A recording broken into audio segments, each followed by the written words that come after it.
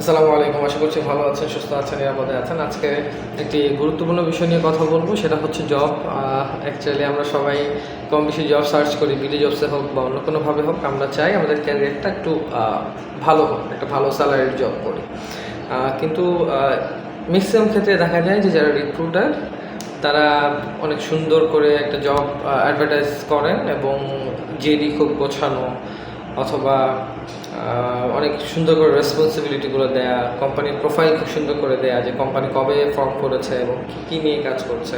কিন্তু স্যালারির জায়গাটায় এসে তারা লিখে যে নেগোশিয়েবল।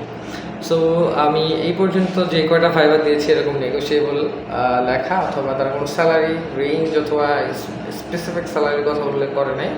সবগুলো ক্ষেত্রে দেখা গেছে যে ভাইবা হওয়ার পরে তারা জিজ্ঞেস করে।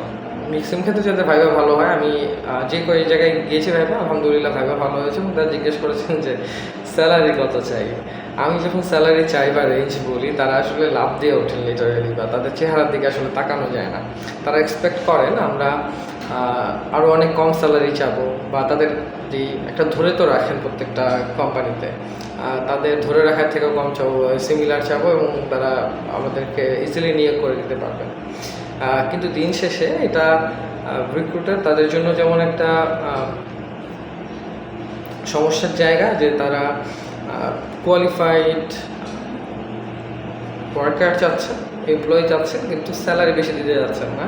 এবং আমরা যারা ভাইবা দিতে যাই, বা আমার মতো অনেকেই যারা ভাইবা দিতে চান, তারা আমরা তো মেইনলি একটা জবের জন্য, একটা বেটার লাইফের জন্যই আসলে জব করি, এটা ছাড়া তো অন্য কিছু না।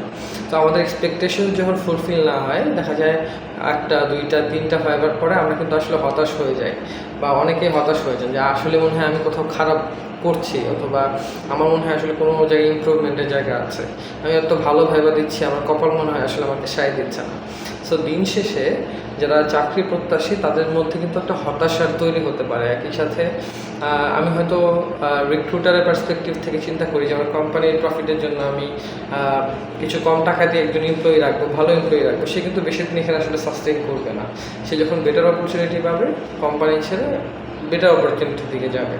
সো এই কারণে আমার মনে হয় যে আপনারা যখন রিক্রুট করবেন কাউকে, আপনাকে স্যালারি রেঞ্জ থাকা দরকার, যে আপনি এই রেঞ্জের মধ্যে লোক নিয়োগ দিতে চান। সাইকোলজিস্ট হোক, অন্য প্রফেশনের হোক, ম্যানেজার হোক, অথবা আরদালি হোক, যেই হোক না কেন, আপনার একটা স্যালারি স্ট্রাকচার থাকা উচিত। একই সাথে যিনি জব নেওয়ার জন্য যাবেন, আমার মনে হয় যে আপনি প্রথমেই যোগাযোগ করে যান, এইচআরের সাথে যোগাযোগ করেন যে আপনার স্যালারি রেঞ্জটা কত, অথবা আপনি স্কিপ করে যেতে পারেন এই ধরনের অপরচুনিটিস। অধিকাংশ ক্ষেত্রেই নেগোশিয়েবল সেই সব জবের ক্ষেত্রে লেখা থাকে আমার দেখার মধ্যে, যেখানে স্যালারি রেঞ্জ আসলে কম। এবং কিছু কিছু রিক্রুটার বা কিছু কিছু এজেন্সি আছে যারা কম স্যালারি অফার করে নেগোসিয়েশনের ক্ষেত্রে, যাতে তারা আসলে এখান থেকে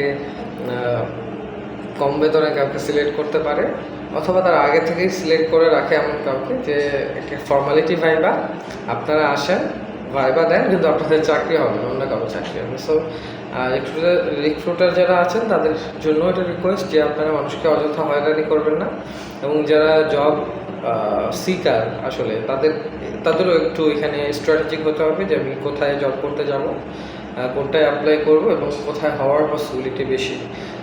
সো এই বিষয়গুলো মাথায় রাখবেন, এবং আপনাদের সবার জন্য শুভকামনা। আশা করি আপনাদের এই জব সিকিং অপরচুনিটিগুলো, জব পাওয়ার অপরচুনিটিগুলো আরও বাড়ুক, রিক্রুটাররা আরও বেশি প্রফেশনাল হোক, এবং আপনারা আপনাদের জায়গা থেকে বেস্টটা ডেলিভার করেন। সো সবাইকে অসংখ্য ধন্যবাদ, ভালো থাকবেন। আসসালামু আলাইকুম।